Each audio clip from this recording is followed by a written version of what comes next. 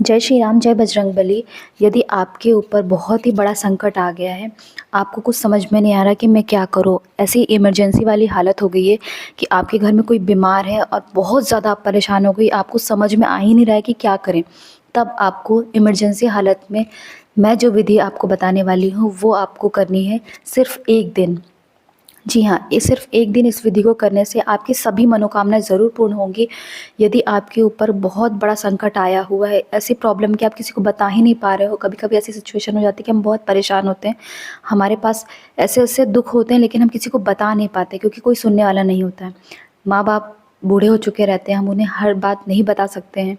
कभी-कभी हमारे घर में भी कुछ लोग ऐसे बीमार होते हैं कि जिनकी हालत हम चाहते हैं कि ठीक हो जाए और हमारा परिवार फिर से हँसता खेलता हो जाए, लेकिन हमें समझ में नहीं आता कि हम क्या करें। उस टाइम पर आप हनुमान चालीसा का पाठ कर सकते हैं। तो इस जो विधि को मैं आपको बताने वाली हूँ, इस विधि को आपको या तो मंगलवार को कर सकते हैं या फिर शनिवार को कर सकते हैं। पर मैंने जैसे बताया इमरजेंसी की हालत, इमरजेंसी क्या होती है? यानी जिस दिन हमें बहुत ज़्यादा दिक्कत समस्या है, तब हम ना ही हनुमान चालीसा का पाठ करने के लिए शनिवार का इंतज़ार कर सकते हैं और ना ही मंगलवार का। यदि देखिए, यदि बुधवार का दिन पड़ गया, अगर हमें बहुत ज़्यादा दिक्कत है बुधवार के दिन या गुरुवार के दिन दिक्कत है, तो हम शनिवार का इंतज़ार नहीं कर सकते।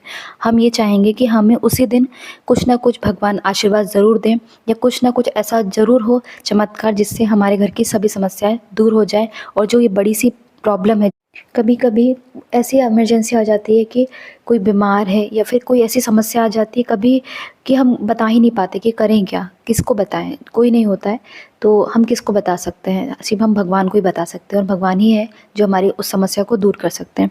तब जो है इस हालत में या इस समस्या में आपको हनुमान चालीसा का जो है पाठ करना है। तो इस विधि को मैं बताती हूँ कि आपको कैसे करना है। तो इस विधि को करने के लिए सबसे पहले आप नहा धो लें। उसके बाद आपको जहाँ पर भी इस विधि को करना है, वहाँ पर उस जगह को आप साफ़ कर लें और वहाँ पर एक चौकी लगा लें। चौकी पर आप लाल कलर का कपड़ा या फिर पीले रंग का कपड़ा आप बिछा सकते हैं। उसके ऊपर आप थोड़े से फूलों का आसन देकर आप हनुमान जी की प्रतिमा विराजमान करें। इसके बाद आप एक लोटी में जल भर लें। इसके बाद देखिए, आपको अपने सीधे हाथ में जो है 2 लौंग और 1 सिक्का, सुपारी, थोड़ा-सा जो ऑरेंज वाला सिंदूर होता है वो और थोड़े से पुष्प और थोड़े से चावल आपको लेना है। और इसके बाद जो मैं आपको स्क्रीन पर ये मंत्र दिखा रही हूँ, आपको ये मंत्र पढ़ना है। इसके बाद आपको संकल्प लेना है, यानी मैं बोलना है कि मैं ये और मैं यहाँ पर रहती हूँ या फिर यहाँ पर रहता हूँ, मेरे पिताजी का नाम ये है और मेरे जो परिवार हैं, इस परिवार मेरे परिवार में ये दिक्कत है या कोई बीमार है या आपको नौकरी के लिए जो भी आपको इमरजेंसी बताया ना मैंने, आप अपनी जो भी दिक्कत है आप उस दिक्कत को हनुमान जी के सामने बता दीजिए कि हे प्रभु, मेरी ये समस्या, आप इस समस्या को दूर करो। ये सभी चीज़ें आपको बोलने के बाद आपको जो है वो सभी सामान जो आपने हाथ में संकल्प लिया था ना, वो सभी चीज़ें नीचे रख देनी है। पर जो 2 लौंग के जोड़े आपने रखे हैं और जो सिक्का रखा है वो आपको उस जो है लोटे में डाल देना है। इसके साथ ही आपको एक दीपक प्रज्वलित करना है चमेली के तेल से, या फिर आप जो है घी का प्रयोग भी कर सकते हैं। चमेली का तेल बहुत ही ज़्यादा शुभ माना जाता है हनुमान जी की पूजा में, तो आप चमेली का तेल अगर ला सकें तो बहुत ही अच्छा है। यदि अगर आपको नहीं मिलता है चमेली का तेल तो आप घी का या फिर तिल का तेल का भी प्रयोग कर सकते हैं। इसके बाद देखिए, थोड़े से जो है चमेली का तेल या फिर तिल का तेल जो भी आपके पास है, उसमें जो ऑरेंज वाला सिंदूर होता है उसे मिलाकर आप इससे हनुमान जी को तिलक कीजिए। इसके बाद लाल पुष्प समर्पित कीजिए।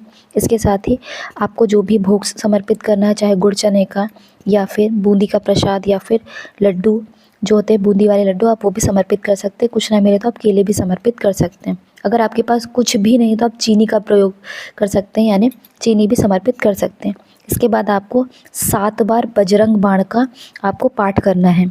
जी हाँ, आपको हनुमान चालीसा का पाठ नहीं करना, आपको बजरंग बाण का पाठ करना है, क्योंकि बजरंग बाण कहते हैं ना, जब कोई चीज़ काम नहीं करती तब बजरंग बाण एक ऐसा चीज़ है जिसको पढ़ने से हनुमान जी की कृपा होगी ही होगी, 100% होगी, ये गारंटी है।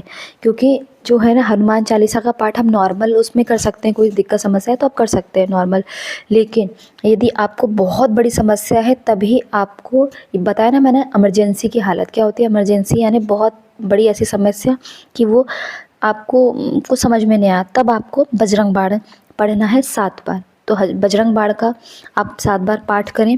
इसके बाद आप जो जल आपने समर्पित किया था उस जल को उठाकर आप अपने घर में थोड़ा थोड़ा जल का छिड़काव करें। और अगर कोई बीमार है तो उस व्यक्ति को आप ज़रूर इस जल का जो है प्रसाद के स्वरूप उसे दें। वो व्यक्ति ज़रूर ठीक होगा और आपके घर में पॉजिटिविटी ज़रूर आएगी। इसके बाद जो भी आपने भोग प्रसाद चढ़ाया था सभी घर वालों में आप बाँटें और इस तरह से आपकी जो है मनोकामना ज़रूर पूर्ण होगी। तो इस तरह से आप इस विधि को ज़रूर करें।